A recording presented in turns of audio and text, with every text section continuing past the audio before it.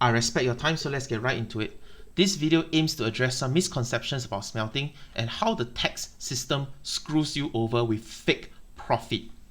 So let's start with two examples. First example is a video I saw with 31,000 views. It's in Tagalog, and I don't speak Tagalog, but long story short, the YouTuber claims to get easy crystals with smelting.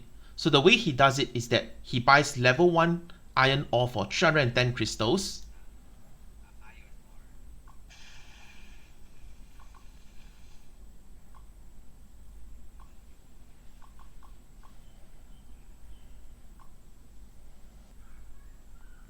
And he also buys level 1 coal for 226 crystals each.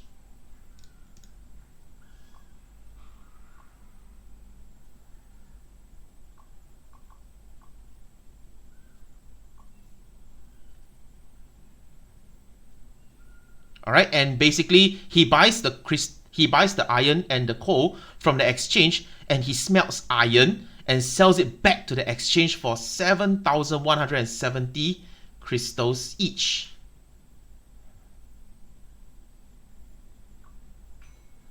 Okay, so this is what he claims to be doing, and this is considered easy crystals without mining, gardening, and fishing. Okay, now second example is a Reddit user who claims that his friend bought materials from exchange, smelted it, and earned 1 million gross crystal profit. Gross crystal profit, which means after deduction of incurred costs, such as cost of materials and tax. So you can see, fishing, buying cheap materials from exchange, selling it for profit. My friend actually earns gross profit of 1 million plus crystals every week from this. And people are questioning whether he's smelting. Oh, there you go. So buying raw materials for cheap, smelt it to sell it for higher. The cheaper you can buy the raw materials, the higher you earn from the end result. Okay, so this is scary. This is really, really scary. So let's do the math with the first videos with 31,000 views. So one piece of iron needs 12 iron ores and 12 coals. Each iron ore, he bought it for 310 crystals. So 310 times 12. And each piece of iron also needs 12 coals, which is 226 times 12. So the total cost per piece of iron, each piece of iron costs how much? Let's see, plus 3720. So each piece of iron costs 6,432 crystals to make. Now he sells it for 7,170 crystals per piece. Now after 10% tax, how much does it give him? So after 10% tax, he gets back 6,453. In other words, if we take this value, 6,453, minus away 6,432, he basically made 21 crystals per piece. Wow!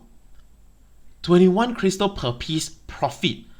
So this is where fake profit comes in. How much does he actually earn if he doesn't go above the 500k tax quota? Now, each week, we are only given 500,000 crystals quota before we go into the 20% tax bracket, which is extremely inefficient. So let's take a look. 500,000 is the total amount of crystals that you can claim, divided by 7,170. So this number here, 69.7, this number here basically means the number of times you can sell iron before going past the 500,000 crystals quota. So you can sell it for 69 times. Nice. So each time, out of this 69 times, each time he made 21 crystals. 69, nice, times 21. In other words, after selling this item for 69 times, he would have gotten 1,449 crystals profit, gross profit.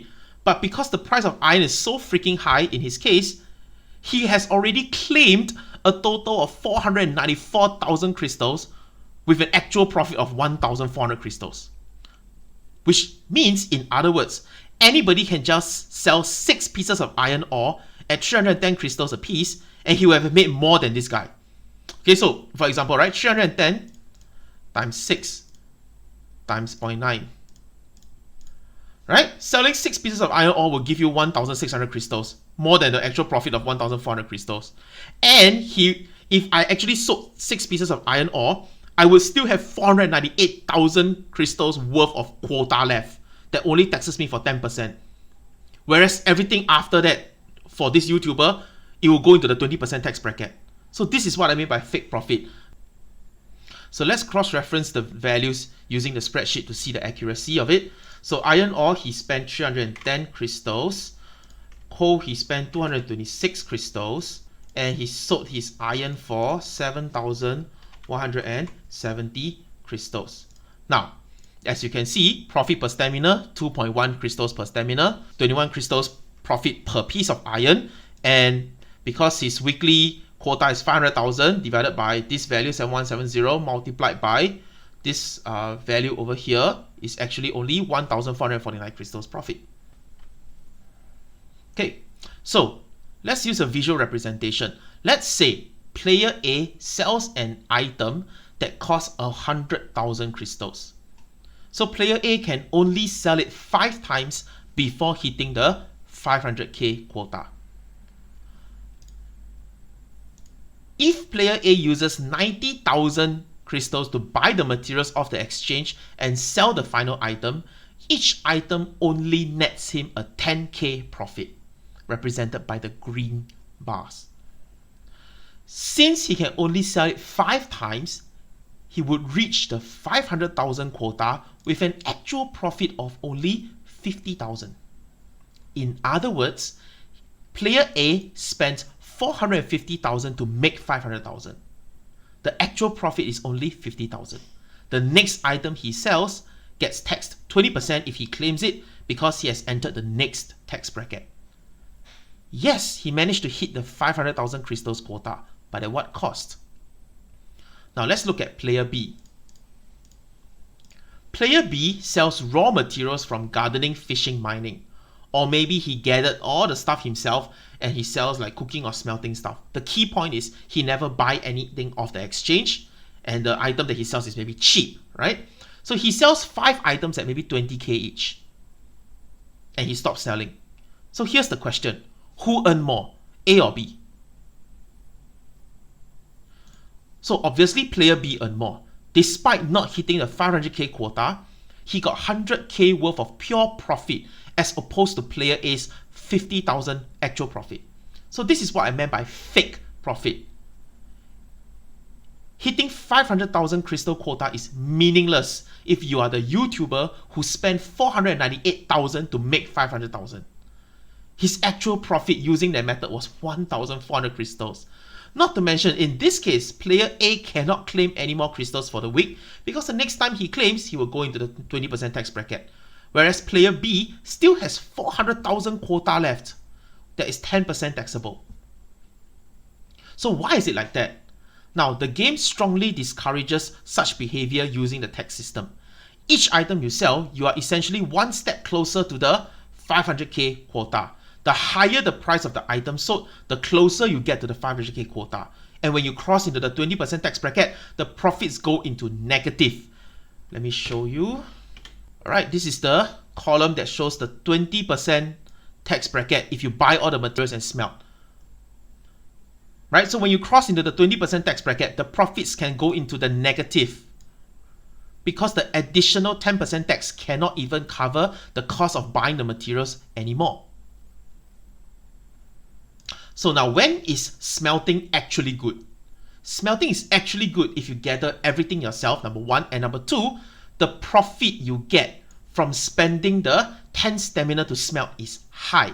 This value has to be high and you must gather everything yourself. This is referencing my previous video, to smelt or not to smelt, cut up in the top. Basically, looking at column T, the higher the value is, the more worth it to spend the 10 stamina smelting it as compared to selling the materials separately. So this is the only time when smelting is good. Now, when is it good to buy the materials and smelt and resell? This is what basically the YouTuber was saying, right? Easy crystals. Now, it is only good to do his method when it is close to the weekly reset and you have yet to hit the 500k quota and you are desperate for crystals. Now, number 2, when you want to power level smelting. Now, side note, after I pointed out about the fake profit, the YouTubers actually said he wanted to level up smelting, to rush his smelting level, to which I must say, there are much more profitable items other than iron. Now, if you just simply look at this column and find the highest number you can achieve, there's so much more other items that are profitable. I hope this video clears up some misconceptions about smelting. Rock the like button if this video saved you some crystals along the way. If you like videos that bring value to your gameplay and help you stay ahead of the free-to-play curve, subscribe and turn on notifications. As always, outplay, don't outpay. Bye!